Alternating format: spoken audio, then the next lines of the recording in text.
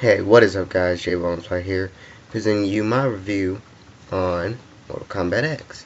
This is what I'm going to do whenever I finish a playthrough, or there's just a game that I've played a lot, and I feel like sharing my opinions on it. So, how I'm going to organize this, so I'm going to go through the story, the gameplay, the replay value, and the presentation. Before I get into anything about the game, just know that there are potential spoilers ahead. So if you have not played the game, have not seen anything about it, have not seen my playthrough or any other freaking person's playthrough, do not watch this video if you are not ready for spoilers. Without further ado, let's get into this. For the first key moment, whatever here, is story. What is the story about? It's about the revival of Shinnok, and you really wouldn't understand anything because of all the time skips, because of the freaking extended universe in the comics. Like, how does Melina get the amulet? Where does she get it? Who does she get it from? Nobody knows unless you read the comic. So, because of all the convoluted things in the story gets a 3 out of 5. This is because for people that just come in, pick up the game because they want to just try out a fighting game, and Street Fighter or Tekken or Super Smash Bros. Isn't for them, the story is just way too convoluted. Not to mention that the final boss is cheap and hard. I played on every single difficulty, and it's hard on easy mode. Easy mode, guys. It's hard. Why? Corrupted Shinnok is probably one of the hardest bosses I've ever faced in my eternity of gaming. On to the next, gameplay. How fun is the game? It's pretty dang fun. I mean, it's a game. It's a fighting game. What do you want? To beat the crap out of somebody. And how do you want to do it? In the goriest, bloodiest way possible. And what does MKX do? Exactly that. All you get is blood, massacre, fatality, brutality. It is polished. It is good. It is beautiful. I love it, and it is getting a 5 out of 5. Next, replay value. Replay value is a good thing in this game because you can always replay the story if you want to. There's always an option to just do different things besides the 1v1 fighting. You can do test your might, which is a terrible mode. Do not play that. Do not play that. It is trollish. It is extremely hard when you get into later levels. So I do not recommend it. If you want to button mash, be my guest. Do test your might. See how many times you fail to break it. Wait. To get all the trophies, you have to... Good luck, guys. But anyways, yeah, you have the towers, which if you do it with every single character, you get a different ending. It's kind of like classic mode for Super Smash Bros. And that's always fun. There's living towers, which update daily, hourly. There's premier towers. And that's why replay value is getting a 4 out of 5. And last but not freaking least, presentation.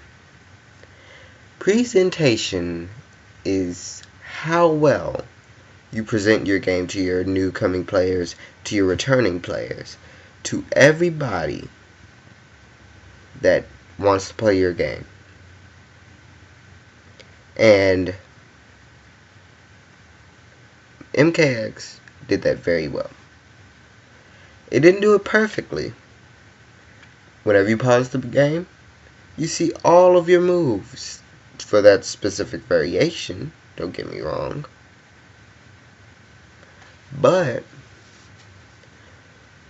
you have to go into your whole move deck just to see like all of the moves that you can do. I'm not saying that that's bad because it just gives you all the basic moves. But to get your combat card, you have to go into your play history. And that means if you go into your play history, you have to figure out which button you have to press to find your combat card. And combat cards affect your gameplay a lot because it can give you more coins, more XP, more faction XP. And if you don't have the right combat card combination and you stay with the default one, your combat card will look ugly. It will look stanky. Hear me, stanky. And two, it just won't look, it won't give you the greatest amount that you can do. Because if you unlock all the nice stuff that you can do for your combat card, you'll have coins out the wazoo. You will be having level 50 faction XP in no time, because I'm a level 50 faction XP and I got the game on my birthday. I haven't had it for a year and I'm already at max faction XP.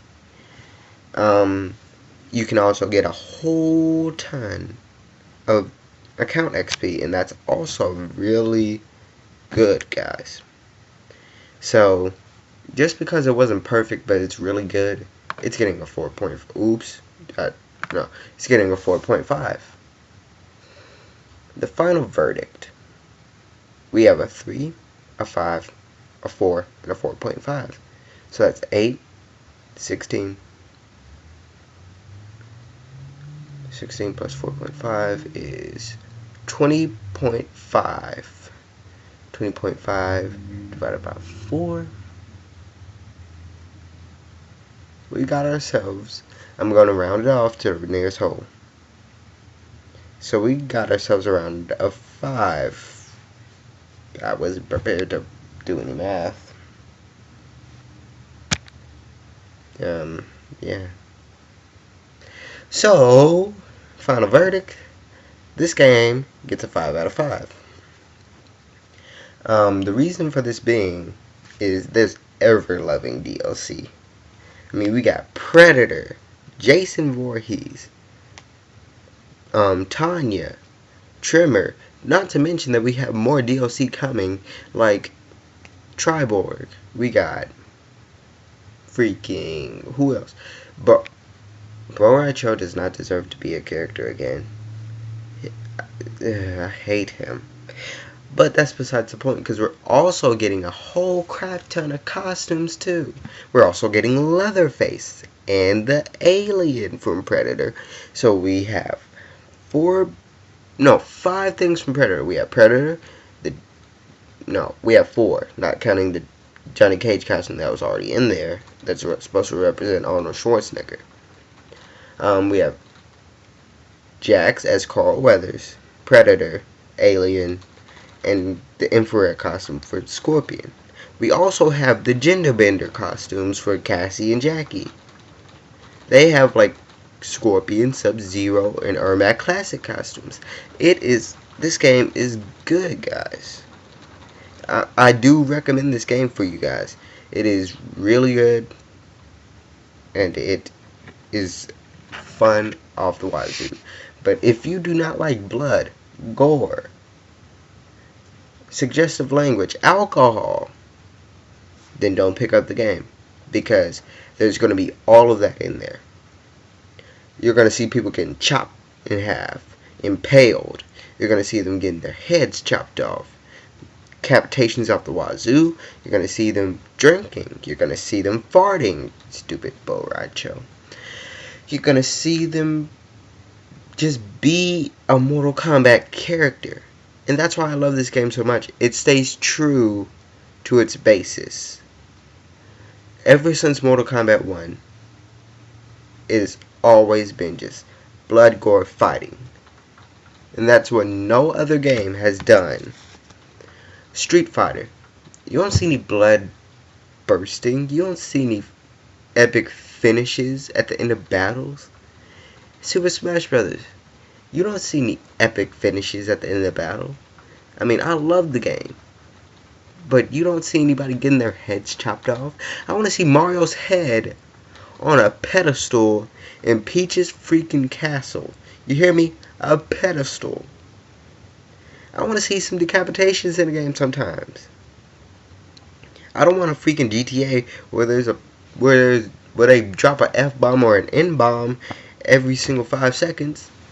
I mean, of course Jackie does say a lot of things, but it doesn't matter because it's Mortal Kombat.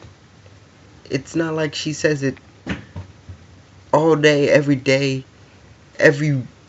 other word. So I'm about to just stop my ranting, and you already got your game review. What more do you want from me? This is JBombsLive signing out. Peace, guys. I hope you enjoyed this video. If you did, like, comment, and subscribe. Stay tuned for more. And if you like this video, make sure to tell me in the comment section so I can keep doing what I'm doing for my viewers. Deuces.